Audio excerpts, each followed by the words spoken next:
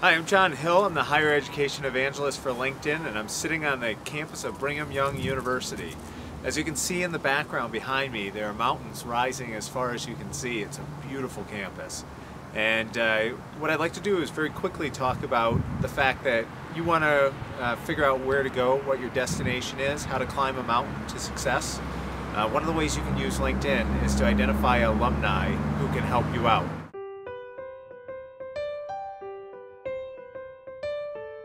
LinkedIn is a professional network, and it's based on a social media platform. It's generally considered one of the big three social mediums: LinkedIn, Facebook, and Twitter. And it's a network of about 130 million professionals globally. And I know just with our BYU audience, there are about 109,000 alumni that are on it.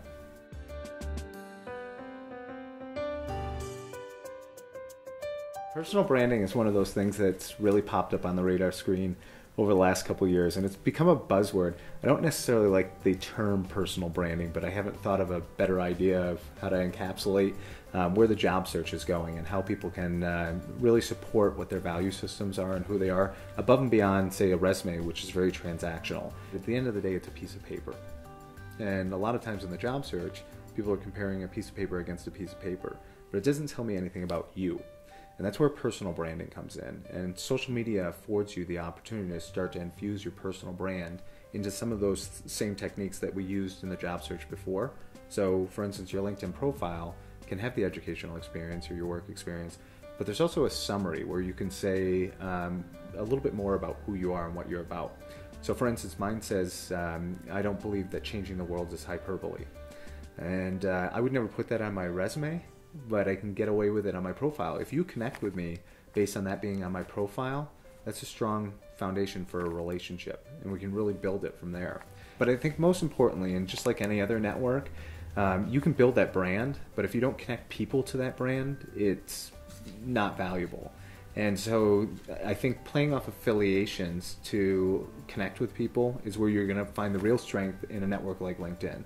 So if I'm a graduate of BYU, I might connect with other graduates from BYU. As you build that network, then you can start to see how you can get from point A to point C, and that's where it really opens up doors to opportunity.